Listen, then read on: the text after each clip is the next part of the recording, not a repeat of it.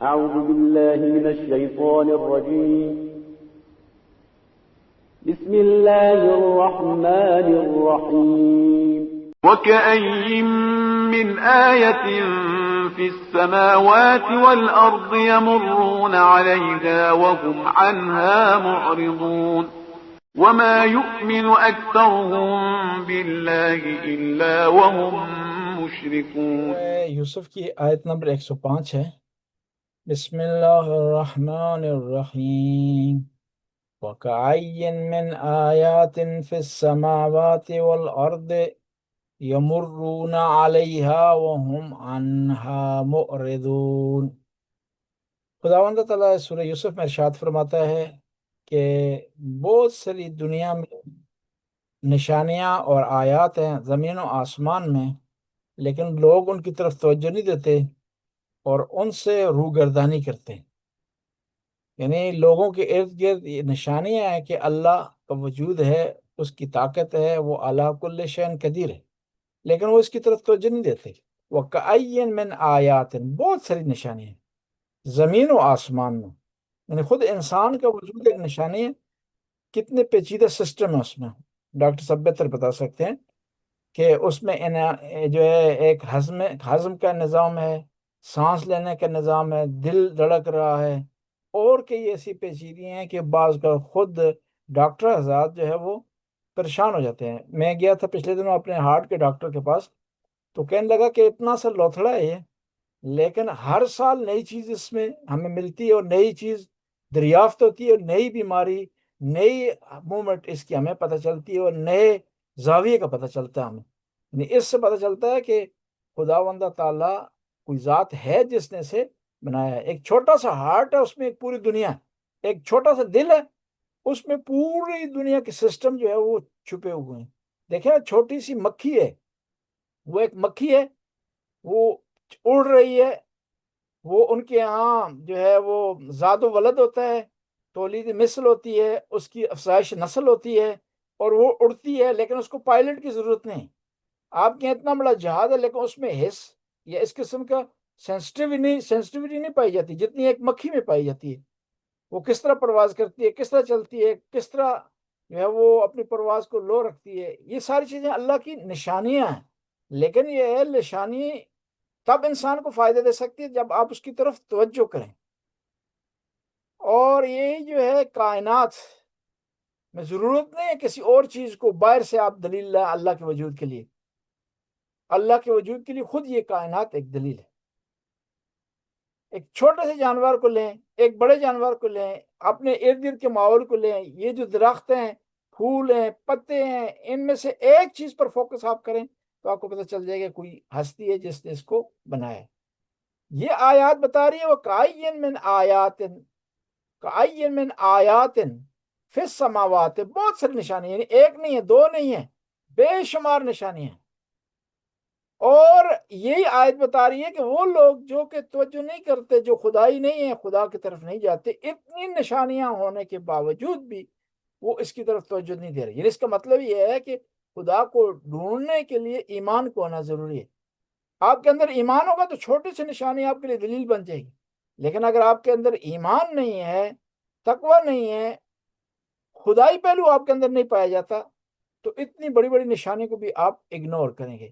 اور یہی آیت بتا رہی ہے کہ جو لوگ دور ہیں اللہ سے، جو اللہ کو نہیں مانتے، وہ اس دنیا میں کس چیز کی کمی نہیں ہے، کمی ان کے اندر ہے. وہ توجہ نہیں کر رہے، وہ کیا غفلت کر رہے ہیں. اور اب سوال یہ پیدا ہوتا ہے کہ اس آیت کا حضرت یوسف علیہ السلام کی داستان سے کیا ربط ہے، کیا کنیکشن ہے؟ جواب اس کا یہ ہے کہ یہ آیت ہمیں بتا رہی ہے کہ آپ سورہ یوسف کی داستان میں اللہ کو ڈھونڈ سکتے ہیں، اللہ کی نشانی آپ کو مل سکتی ہے.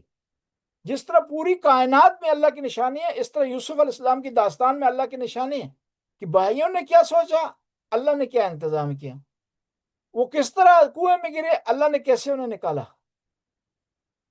وہ کس طرح بازار میں بکے، اللہ نے کس طرح انہیں محل میں پہنچایا، پھر وہ جیل میں کس طرح دوبارہ وہ پیلس میں محل میں آئے اور ان کو خدا نے مقام عطا کیے. یعنی اس تمام کہانی اس بات کی دلیل ہے کہ کوئی ذات ہے جو آپ کو بچا سکتی ہے، آپ کو محفوظ رکھتی ہے، اس سے لو لگا کر رہیں، اس سے رابطے میں رہیں، تو آپ کی مشکلات حل ہو جائیں گی۔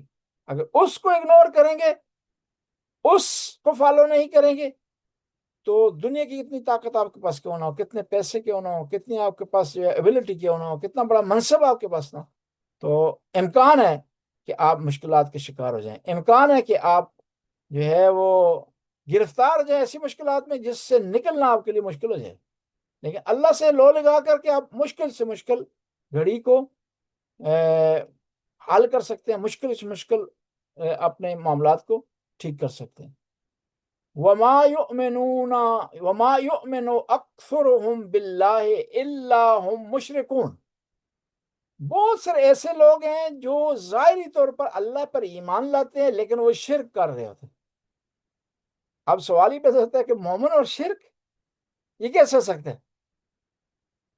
امام صادق علیہ السلام فرماتے ہیں کہ بعض اوقات لوگ ایسے شرک کر رہے ہوتے ہیں جس طرح رات کی تاریکی میں سیاہ پتھر پر سیاہ چیونٹی چل رہی، ظاہر طور مومن ہے، مسلمان ہے، نماز پڑھتے ہیں، سب کچھ کرتے ہیں، لیکن ان کے اعمال، ان کی نیتوں سے بعض اوقات ایسی جھلک دکھائی دی جس سے پتہ چلتا ہے کہ وہ شرک کر رہے ہوتے ہیں۔ یعنی یہ ہے کہ وہ شرک فی العبادت نہیں کر رہے، عبادت میں خدا کی عبادت کر رہے ہیں، لیکن شرک فی الاطاعت کر رہے ہیں۔ یعنی وہ ایک بادشاہ کو خدا سے بالاتر سمجھتے ہیں، وہ بعض اوقات خدا پر یقین نہیں رکھتے، وہ شرک کہلاتا ہے۔ یہ شرک خفی سے کہا جاتا ہے۔ شرک کی دو قسمیں ہیں، شرک جلی ہے، جلی جس طرح ہندو کرتے ہیں، بت مت کرتے ہیں، مشرک لوگ کرتے ہیں۔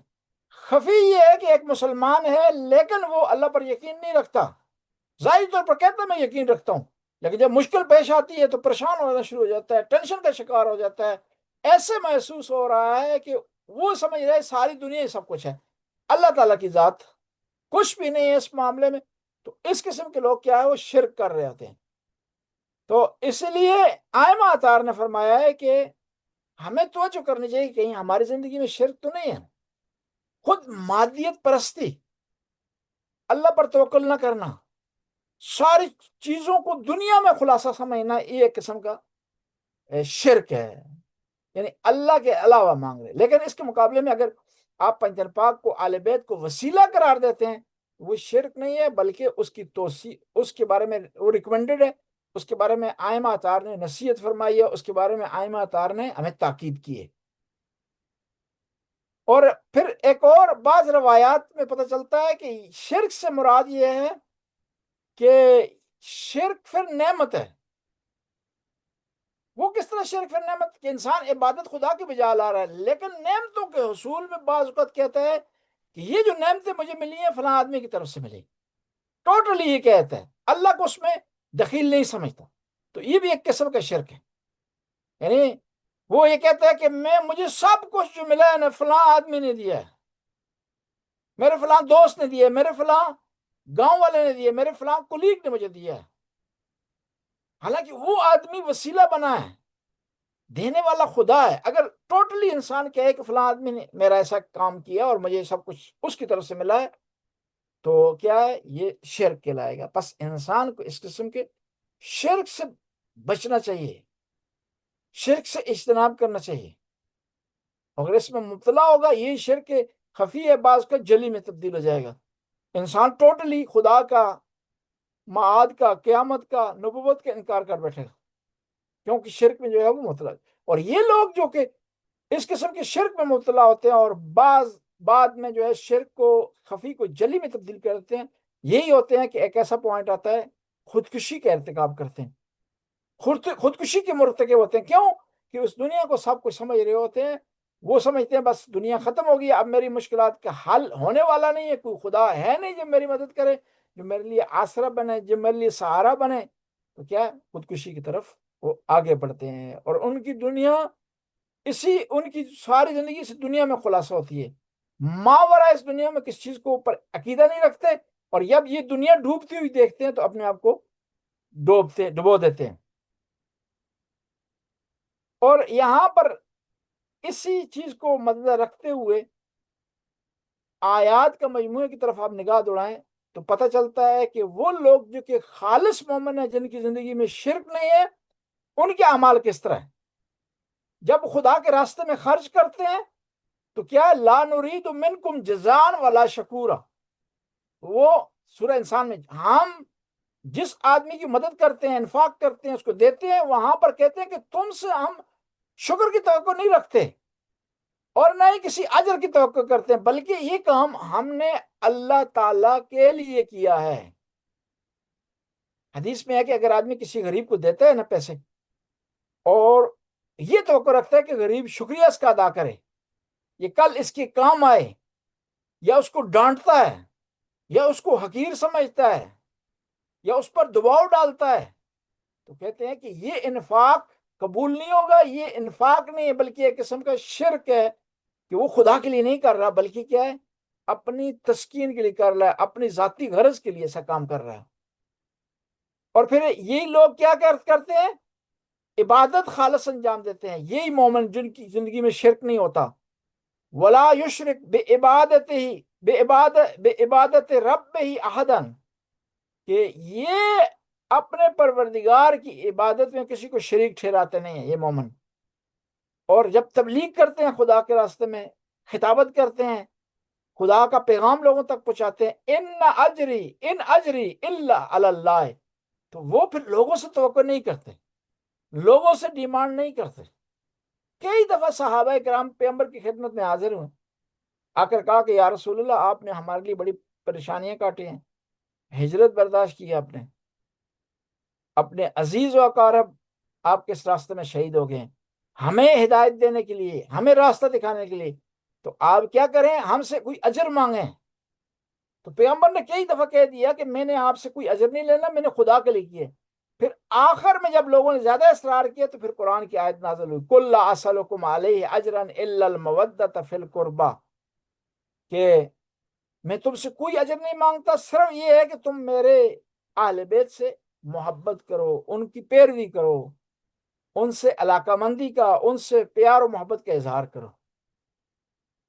اور یہی لوگ جو کہ مومن ہیں، جب شادی کی بات آتی ہے تو کیا ہے، یہ اللہ پر توکل کرتے ہیں، ان یکونوا فقراء یغنیہم اللہ من فضلہ، اگر کیا ہے وہ فقیر ہوتے ہیں، غریب ہوتے ہیں، شادی کی بات آتی ہے وہ گھبراتے نہیں، قدم اٹھاتے ہیں تو خدا اپنے فضل سے انہیں غنی بنا دیتے ہیں۔ قرآن کی آیت ہے نا، وَانكِحُوا الْأَيَّامَ مِنكُمْ وَالصَّالِحِينَ مِنْ عِبَادِكُمْ وَإِمَائِكُمْ إِنْ يَكُونُوا فُقَرَاءَ يُغْنِيهُمُ اللَّهُ مِنْ فَضْلِهِ، کہ تم اپنے متعلقین کی، جو تمہارے زیر دست ہیں، جو کہ تمہاری اولاد ہے، ان کی تم شادی کا انتظام کرو، اور اگر وہ فقیر ہیں، ان کے پاس پیسے نہیں ہیں، وہ افورڈ نہیں کر سکتے، تم قدم بڑھاؤ، اللہ پر توکل کر کے ان کی شادی کا انتظام کرو، اللہ اپنے فضل سے کیا ہے انتظام کر دے گا۔ کس کا؟ ان کی پیسوں کا، ان کے اخراجات کا۔ کہتے ہیں کہ ایک شخص پیغمبر کی خدمت میں حاضر ہوا، کہا یا رسول اللہ، میرے پاس پیسے نہیں ہیں، میں غریب ہوں اور میری مشکلات ہیں، مالی مشکلات ہیں، تو آپ جو ہے میری مدد فرمائیں، میرے لیے دعا کریں۔ تو اللہ کے رسول نے ارشاد فرمایا کہ تم اگر غریب ہے تو خدا نے وعدہ کیا ہے غربت مٹانے کا، کس ذریعے؟ شادی کے ذریعے، تو شادی کر لے۔ کہتے ہیں اس نے شادی کی اور کچھ عرصے بعد واپس آ گیا، کہنے لگا کہ یا رسول اللہ، پہلے تو اکیلا تھا، خرچہ نہیں اٹھ رہا تھا، اب شادی بھی ہو گئی ہے، خرچہ ڈبل ہو گیا، اور حالات جو ہے وہ پیڑے ہو گئے ہیں، برے ہو گئے ہیں، لیکن اس پر کا یقین تھا رسول اللہ۔ پیغمبر نے فرمایا آپ دوسری شادی کر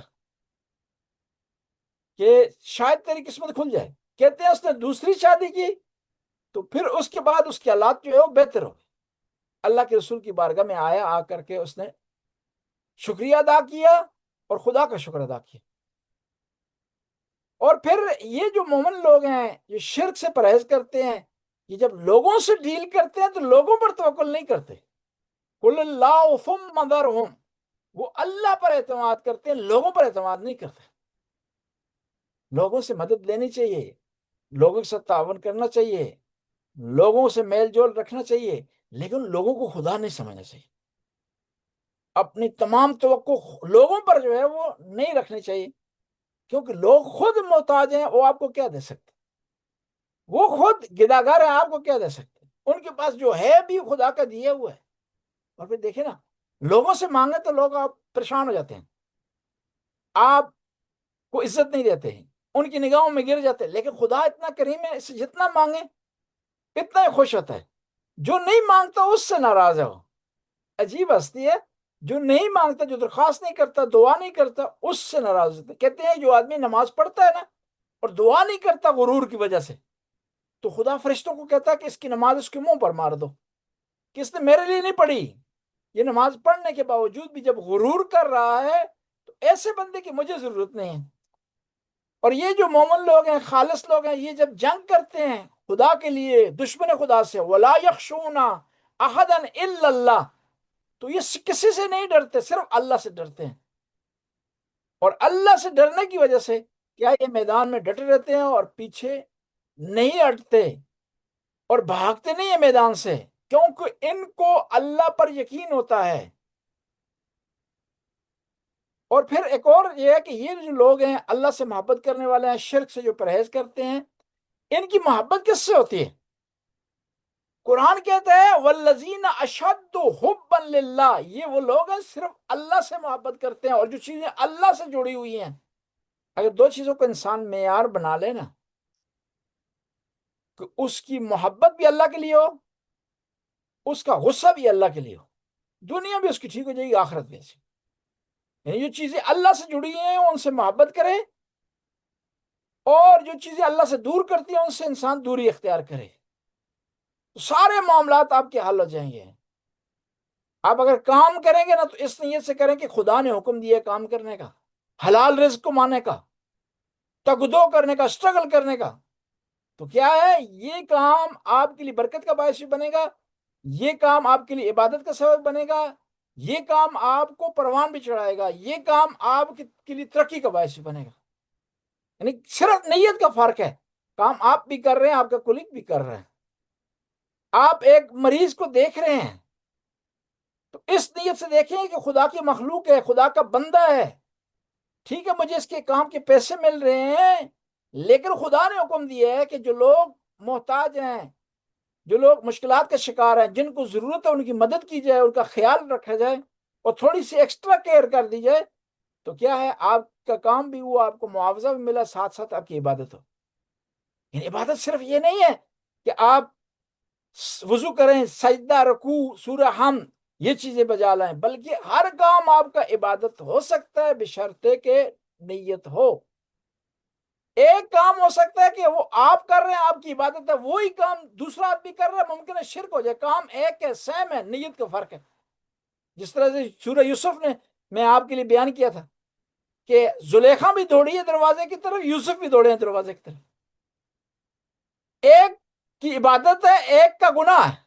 زلیخا گناہ کر رہی ہے دوڑنے میں، اور یوسف دوڑنے میں کیا عبادت کر رہے ہیں، حالانکہ ایکٹیویٹی، ایکشن سیم ہے، دوڑنا بھی سیم ہے، دروازے کی طرف بھی سیم ہے، ڈیسٹینیشن بھی سیم ہے، ایک کا ڈیسٹینیشن اس لیے کہ گناہ سے بچ جائے، دوسرے کا ڈیسٹینیشن اس لیے کہ گناہ میں مبتلا ہو جائے۔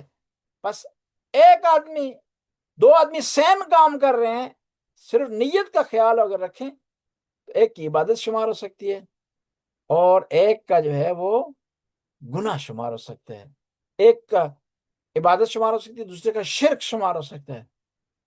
صرف نیتوں پر کتنا خدا کریم ہے، وہ عمل کی طرف نہیں دیکھتا، زیادہ اور کم عمل کی طرف نہیں دیکھتا، وہ دلوں کو دیکھتا ہے، وہ آپ کی ایکٹیویٹی کو نہیں دیکھتا، آپ کی نیت کو دیکھتا ہے۔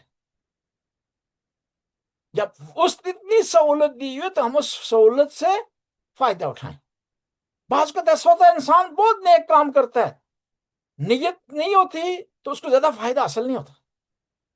مثلا آپ لوگ غریبوں کی مدد کرتے رہتے ہیں پاکستان میں، لیکن وہی اگر آپ حساب و کتاب رکھیں، غیر سادات کو صدقے کے عنوان سے دیں اور سادات کو خمس کے عنوان سے دیں، اور سال میں حساب کر لیں آخر میں کہ میں نے جو غریب شہیدوں کو پیسے دیے تھے وہ اتنے بنتے تھے، میرا اتنا خمس بنتا ہے، اب اس پہ سے حساب کر لیں، آپ کا کیا ہوگا، ثواب بھی حاصل ہو گیا، آپ کا واجب بھی ادا ہو گیا اور معاملہ بھی آپ کا حل ہو گیا، آپ کا شرعی واجب بھی ادا ہو گیا، غریب کی مدد بھی ہو گئی اور آپ کو دلی سکون بھی مل گیا۔ اگر آپ اس طرح نہیں کرتے تو اس کی مثال اسی طرح ہے اب سارا سال غریبوں کو پیسے دیتے ہیں، خمس ادا نہیں کرتے. اس کی مثال اسی طرح جس طرح آپ صبح کو اٹھے نا 1000 رکعت پڑھ دیں لیکن صبح کی فرض والی واجب والی نماز نہ پڑھیں تو وہ 1000 رکعت آپ کو فائدہ نہیں دے گی. وہ اسی طرح ہے کہ آپ اصلی ڈیوٹی چھوڑ دیں، صرف اوور ٹائم لگانا شروع کر دیں تو محکمہ آپ کو نکال دے گا کہ آپ اصلی ڈیوٹی کر نہیں رہی ہے جو آپ پر واجب ہے، جس کی اصلی تنخواہ لے رہے ہیں، جس کے لیے ہم نے آپ کو بھرتی کیا ہوا، صرف آپ جو ہے ویکنڈ پر آ کر اوور ٹائم کی خاطر ویکنڈ پہ کام کر رہے ہیں اور پورا مہینہ پورا جو ہے ویک میں جو ہے وہ غائب رہتے ہیں، تو معاملہ جو ہے وہ آگے نہیں چلے گا. اور کچھ باتیں ایسی ہیں نا ان کی اہمیت بہت زیادہ ہے، لیکن ان کی اہمیت تب ہے کہ دوسری اصلی باتیں ساتھ جڑی ہوں. مثلا عزاداری ہے، بہت بڑی عبادت ہے، بہت بڑی عظیم عبادت ہے، لیکن یہ عزاداری تب آپ کو فائدے دے گی کہ آپ ساتھ ساتھ واجب نمازیں بجا لیں. ہمارے ایک دوست سے بڑی پیاری مثال کہتے ہیں عزاداری اوور ٹائم ہے، نماز اصلی ڈیوٹی ہے. عزاداری آپ کریں گے تب آپ کو فائدے دے گی جب آپ نماز پڑھ رہے ہوں گے، لیکن جب کر رہے گے عزاداری کو نماز کے بعد تو اس کا اجر ڈبل ہے، اس کا ثواب ڈبل ہے، اس کی ویلیو زیادہ ہے. بس کوشش کرے انسان اصلی عبادت کو پہلے بجا لائے، پھر اس کے بعد اگر آپ کے پاس اسٹیمنا ہے، آپ کے پاس طاقت ہے، آپ کے پاس وقت ہے، تو جو فرعی باتیں ان کو بھی ضرور آپ بجا لائیں. اور یہ مومن وہ ہیں جب تجارت کرتے ہیں، بزنس کرتے ہیں، یہ بزنس ان کو تجارت اللہ کے ذکر سے دور نہیں کرتی. رجال لا تلہیہم تجارت ولا بیع عن ذکر اللہ، یہ وہ لوگ ہیں جو تجارت بھی کرتے ہیں، لین دین بھی کرتے ہیں، لیکن اللہ کے ذکر کو نہیں چھوڑتے. اس کے مقابلے میں کون ہے جی؟ اذا رأوا تجارتا ولہوا فانفضوا علیہا ترکوک قائم، کہ یہ وہ لوگ ہیں کہ جب آواز دیتا ہے تاجر، جب آواز دیتا ہے ڈھول والا، جب آواز دیتا ہے موسیقار، تو اے نبی تجھے مسجد میں تنہا چھوڑ کر کے یہ اس کے پیچھے چل پڑتے ہیں، یعنی ان کا ایمان مکمل نہیں. کہتے ہیں ایک دفعہ نبی کریم جمعے کی نماز پڑھا رہے تھے مسجد نبوی میں، این نماز کے درمیان میں باہر سے سبزی والے نے آواز دی، اے سبزی مکونڈی ہے، تھل بد ختم ہو رہی ہے. تو مومنوں نے یہ ذہن میں آیا پھر پتہ نہیں تھل بد ملنی ہے نہیں ملنی، نماز چھوڑ کے پیغمبر کو اکیلا سارے وہاں چلے. ایک دفعہ آیا مداری، قرآن نے بیان کیا سورہ جمعہ میں ہے، مداری آیا، اس نے آواز دی، ڈوڈوری بجائی، تو پیغمبر کو اکیلا وہاں نماز میں چھوڑ کر کے لوگ وہاں سے چلے گئے. یعنی جب وہ لوگ جو پیغمبر کی محفل میں ہیں، مسجد نبوی میں ہیں، اللہ کے خاص بندے کے قریب ہیں، ان میں خطا ہو سکتی ہے، وہ بٹک سکتے ہیں، ان کو شیطان والا لا سکتا ہے، تو ہم تو کچھ بھی نہیں. کہتے ہیں کہ اللہ کے رسول ایک دفعہ نماز سے فارغ ہوئے جمعے کی، ایک آدمی دوڑتا ہوا آیا، روتا ہوا، بڑا پریشان، ٹینشن سے شکار. پیغمبر گرامی نے سمجھا کہ یہ نماز اس کی مس ہو گئی ہے، اس لیے یہ رو رہا ہے، جماعت مس ہو گئی ہے. ظاہر رونا بھی چاہیے کہ اللہ کے نبی کی خاتم الانبیاء کے پیچھے نماز اس کی مس ہو گئی ہے، مسجد نبوی کی نماز اس کی مس ہو گئی. تو پیغمبر نے اسے حوصلہ دیا، پریشان نہ ہو، ٹینشن کا شکار آپ نہ ہو، آپ نے کی نیت تھی آنے کی، آپ نہیں پہنچ سکے تو ثواب آپ کو ملے گا. وہ کہتے ہیں مسئلہ یہ نہیں ہے یا رسول اللہ، مسئلہ یہ ہے کہ میں جب آپ جمعے کے لیے کھڑے ہوتے تھے لمبی لمبی صورتیں پڑھتے تھے، اس دوران میں اپنا حساب و کتاب کرتا تھا اور مجھے سارا بھولا ہوا حساب و کتاب اس دوران نماز میں یاد آتا تھا کہ کتنی بھیڑ ہیں، کتنی بکریاں ہیں، کتنا دودھ ان کا نکالا ہے، کتنی جو ہے اس کی اون اتاری ہے، کتنی خریدی ہیں، کتنی بیچی ہیں، کتنی مری ہیں، میرے ذہن میں پورا حساب. اب میرا یہ حساب و کتاب رائنس جو ہے یہ اکاؤنٹنگ رائنس فورنگ کہتے ہیں، رائنس فورنگ میری لیٹ ہو گئی ہے ایک ہفتہ. پریشانی میری یہ ہے، میری پریشانی نماز کی نہیں ہے. یعنی دیکھیں انسان کتنا بعض کا بدبخت اور لو ہو جاتا ہے کہ اللہ کی رسول کی بارگاہ میں ہے، جنت کے منظر کے پاس ہے، کیونکہ وہ جہاں مسلمان مسجد نبوی میں پڑھتے تھے نماز نا، اس کے بارے میں کہا گیا کہ جنت کا باغ ہے، بین ممبری و بین بیتی روزۃ من ریاض الجنہ. پیغمبر فرماتے ہیں کہ میرے ممبر اور میرے گھر کے درمیان جنت کے باغوں میں سے ایک باغ ہے. یعنی اتنی عظیم جگہ، وہ نماز پڑھ رہا ہے بجائے کہ اس کی نیت اچھی ہو، وہ جنت حاصل کرے، خدا کا قرب حاصل کرے، خدا کے نزدیک ہو، خضوع ہو، خشوع ہو، اس کو وہ کیا کر رہا ہے؟ وہاں کھڑے ہو کر اپنا دنیاوی حساب کر رہا ہے. یعنی وہ کیا ہے؟ دنیا سے اتنا جو ہے وہ مانوس ہے کہ یہ 10 منٹ بھی وہ دنیا میں خرچ کر رہا ہے، بجائے کہ خدا کی بارگاہ میں خرچ کرے، بجائے کہ اللہ کی بارگاہ میں خرچ کرے، بجائے کہ خلوص سے پڑھے، بجائے کہ خضوع سے پڑھے، اور وسوسے نہ آئے، خیالات نہ آئے. یعنی شیطان کتنا انسان کے قریب ہے، اس کو ورگلانے کی کوشش کرتا ہے، اس کو بھٹکانے کی کوشش کرتا ہے. لیکن جو اللہ کے نیک بندے ہوتے ہیں، اللہ کے چاہنے والے بندے ہوتے ہیں، وہ ایسا نہیں کرتے. مشہور و معروف واقعہ ہے کہ امیر المومنین کے پاؤں میں تیر لگ گیا، تو صحابہ کرام رسول اللہ کی خدمت میں حاضر ہوئے کہ یا رسول اللہ، اب ہم پریشان ہیں، ڈر رہے ہیں، اگر یہ تیر نکالیں تو مولا کو تکلیف ہوگی، امیر المومنین کو پریشانی کا باعث بنے گا. تو بتائیں کیا کریں، کس طرح تیر نکالیں کہ امام علی کے پاؤں سے تیر نکالا جائے، ان کو محسوس نہ ہو، اذیت نہ ہو، ان کو تکلیف نہ ہو. کتنے پیارے صحابی تھے کہ امام علی کی تکلیف کو برداشت نہیں کر سکتے. ٹھیک ہے جی، ان میں کچھ ایسے بھی تھے جنہوں نے تکلیف دی بھی. تو پیغمبر نے ارشاد فرمایا کہ علی جب سجدے میں ہو نا تو علی کے پاؤں سے تیر نکال لیا جائے. کہا وہ کیوں؟ کہا جب علی سجدے میں ہوتا ہے تو پھر اس کو دنیا کی پرواہ نہیں ہوتی، اس کے ہاں وسوسہ نہیں ہے، اس کے ہاں ٹینشن نہیں ہے، وہ فنا فی اللہ ہوتا ہے. اسی طرح ہوا، امام علی جب سجدے میں تھے، صحابہ کرام آئے، انہوں نے تیر نکالا، محسوس نہیں ہوا امام علی کو. بعد میں بتایا گیا تو امام علی نے کہا کہ نہیں، مجھے تو نہیں محسوس ہوا کہ میرے پاؤں سے تیر نکالا گیا، کیونکہ جو تیر ہوتا تھا نا وہ جب بدن کے اندر چلا جاتا، جب دوبارہ اسے کھینچے نا تو ساتھ اپنے گوشت لے آتا تھا. آگے سے وہ تیز ہوتا تھا اور تیز ہونے کے بعد اس کا پھالا سا بنا ہوتا تھا. تو بس ہمیں چاہیے کہ اس طرح کی عبادت ہو، اس طرح کا لین دین ہو، جس طرح سورہ یوسف نے بیان کیا ہے کہ ہماری عبادت میں، ہمارے لین دین میں، ہمارے معاملات میں شرک کا پہلو نہیں ہونا چاہیے، اس میں اخلاص پایا جانا چاہیے.